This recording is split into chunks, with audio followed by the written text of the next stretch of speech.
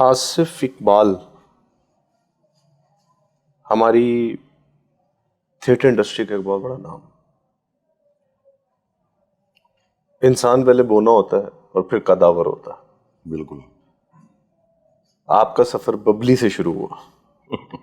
जी, बिल्कुल बिल्कुल सही। तो मुझे और हमारे देखने वालों को बबली से तो मिलवाएं।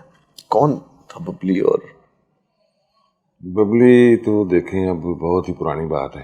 तकरीबन ये 1975 से 80, यानी कि 1975 में स्कूल कॉलेज वगैरह उस दौर की ये बात है। मोहल्लेदारी, गुजरावाला शहर, यार दोस्त सारे, शरारतें वरारतें जो होता है, स्कूल जाना, क्रिकेट खेलना, मैचेस, बस ये।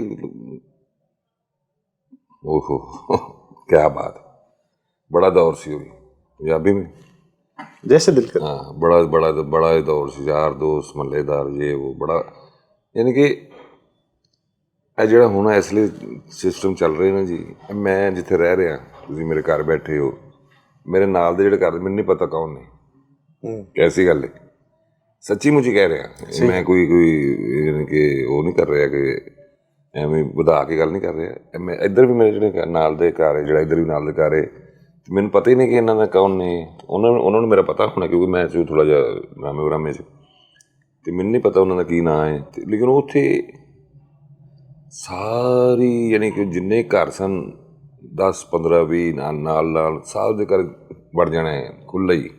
ਉਹਨਾਂ ਦੀ ਹਾਂਡੀਆਂ ਚੈੱਕ ਕਰ ਰਹੇ ਜਾ ਕੇ, ਉਹਨਾਂ ਦੀ ਰੋਟੀਆਂ ਲਾ ਰਹੇ, ਉਹਨਾਂ ਦੇ ਕੱਪੜੇ ਪਾ ਰਹੇ ਜਾ ਕੇ। ਕੋਈ ਕੈਸੇ, ਕੀ ਗੱਲ ਸੀ, ਕੀ ਟਾਈਮ ਸੀ। ਮਤਲਬ ਅਗਰ ਅਸੀਂ ਉਸ ਦੌਰ ਵਿੱਚ ਜਾਈਏ ਤੇ ਘਰ ਦੇ ਬਾਹਰ ਪਰਦਾ ਵੀ ਨਹੀਂ ਹੁੰਦਾ ਸੀ। ਮੈਂ ਕਹਿੰਦਾ ਕਿ ਭੈਣਾਂ ਭਰਾ ਉਹਨਾਂ ਦੀਆਂ, ਯਾਨੀ ਕਿ ਜਵਾਨ ਲੜਕੀਆਂ, ਮਾਵਾਂ ਭੈਣਾਂ, ਉਹ ਗਾਲਾਂ ਕੱਢ ਰਹੇ ਨੇ ਅੱਗੋਂ।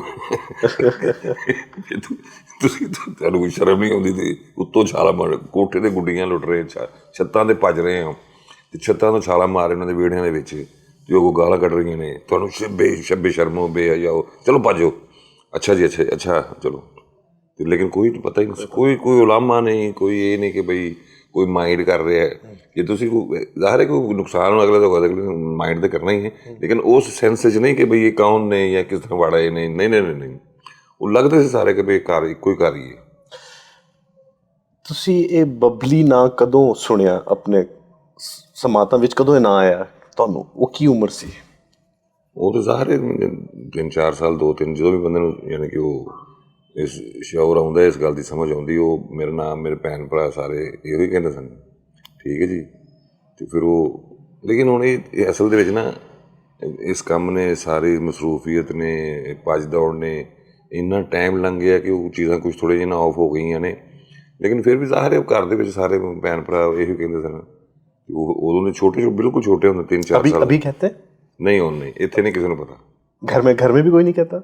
ਨਹੀਂ, ਉਹ ਅਸਲ 'ਚ ਮੈਂ ਹੁਣ ਹੋ ਗਿਆ, ਉਹ ਜਿਹੜੇ ਸਿਸਟਰ ਸ਼ਾਦੀ ਇਕੱਲਾ, ਮੈਂ ਇਕੱਲਾ ਹੀ ਹਾਂ, ਬਾਕੀ ਮੇਰੀ ਸਿਸਟਰਾਂ ਨੇ ਉਹ ਸਾਰੇ ਸ਼ਾਦੀशुदा ਕਰਕੇ ਆਪਣੇ ਘਰ। ਹੁਣ ਮੇਰੇ ਬੱਚੇ ਮੇਰੇ ਨੇ ਅਤੇ ਮੇਰੀ ਵਾਈਫ, ਉਹ ਇਸੇ ਇੱਥੇ ਆ, ਉਹਨਾਂ ਨੂੰ ਨਹੀਂ ਪਤਾ, ਮੇਰੇ ਬੱਚਿਆਂ ਨੂੰ ਵੀ ਨਹੀਂ ਪਤਾ ਮੇਰਾ ਨਾਮ ਬਬਲੀ ਸੀ। ਇਹ ਨਹੀਂ, ਯਾਨੀ ਕਿ ਇਤਨੀ ਆਫ ਗੱਲ ਹੋ ਗਈ ਹੈ। ਸ਼ਰਾਰਤੀ ਸੀਗਾ? ਹਾਂਜੀ ਹਾਂਜੀ, ਉਹ ਤਾਂ ਡੈਫੀਨੇਟ।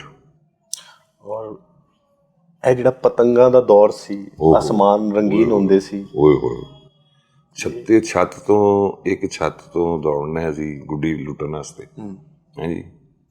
ਅਤੇ ਸਾਰੀ ਜਿਹੜੀ ਗਲੀ ਸੀ ਨਾ, ਉਹਦੀ ਸਭ ਦੀ ਛੱਤਾਂ ਟੱਪਣੀਆਂ ਨੇ।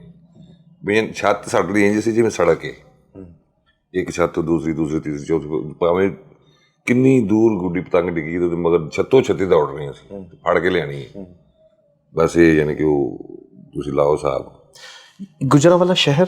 ਹਾਂਜੀ, ਅੰਦਰੂਨ ਸ਼ਹਿਰ, ਸਹੀ ਨੌਸ਼ਹਿਰਾ ਰੋਡ, ਟਿਪੀਕਲ, ਯਾਨੀ ਕਿ ਗੁਜਰਾਂਵਾਲੇ ਦਾ ਸ਼ਹਿਰ, ਮਹੱਲਾ ਨੌਸ਼ਹਿਰਾ ਰੋਡ, ਬਖਤੇ ਵਾਲਾ ਮਹੱਲਾ, ਘੰਟਾ ਘਰ, ਗੁਰੂ ਨਾਨਕਪੁਰਾ, ਹਾਂਜੀ। ਇਹ ਟਿਪੀਕਲ ਗੁਜਰਾਂਵਾਲੇ ਦਾ ਅੰਦਰੂਨ ਹੈ। ਜਿਵੇਂ ਇੱਥੇ ਪਾਟੀ, ਲਵਾਰੀ, ਮੋਚੀ ਹੈ ਨਾ, ਇਹ ਗੁਜਰਾਂਵਾਲੇ ਦਾ ਅੰਦਰੂਨ, ਇਹ ਟਿਪੀਕਲ ਅੰਦਰੂਨ ਹੈ।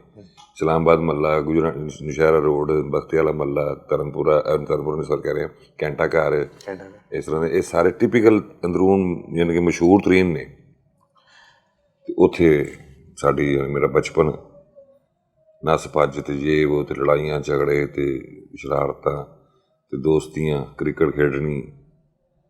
ਇਸ ਲਈ ਸਾਡਾ ਇੱਕ ਦੋਸਤ ਹੁੰਦਾ ਸੀ ਨੁਮਾਨ ਭੱਟ, ਇਸ ਲਈ PCB ਦਾ ਮੇਰਾ ਅਹੁਦੇਦਾਰ ਵੀ ਹੈ, ਉਸ ਕੇ ਸਾਡਾ ਕਪਤਾਨ ਸੀ ਪੰਜਾਬ ਕਲੱਬ, ਠੀਕ ਹੈ ਜੀ। ਤੇ ਉਹ ਫਿਰ ਬਸ ਕ੍ਰਿਕਟ ਦੇ ਸ਼ੌਕੀਨ ਸੀ। ਹਾਂਜੀ, ਕ੍ਰਿਕਟ ਗੌਰਮੈਂਟ ਕਾਲਜ ਵੱਲੋਂ ਵੀ ਕ੍ਰਿਕਟ ਖੇਡਦੇ ਰਹੇ, ਫਿਰ ਵਾਪਦਾ ਵੱਲੋਂ ਕ੍ਰਿਕਟ ਖੇਡਦਾ ਰਿਹਾ। ਕ੍ਰਿਕਟ ਯਾਨੀ ਖੇਡੀ ਫਸਟ ਕਲਾਸ ਲੈਵਲ ਤੱਕ। ਵਾਪਦਾ 'ਚ ਮੈਂ ਜੋਬ ਕਰ ਰਿਹਾ ਸੀ ਕ੍ਰਿਕਟ ਨਾਲ, ਕ੍ਰਿਕਟ ਸਪੋਰਟਸ ਬੇਸ 'ਤੇ। ਤੇ ਗੌਰਮੈਂਟ ਕਾਲਜ ਗੁਜਰਾਣੇ ਵੱਲੋਂ ਕ੍ਰਿਕਟ, ਇਸ ਤਰ੍ਹਾਂ ਉਹ ਕਾਫੀ ਯਾਨੀ ਕਿ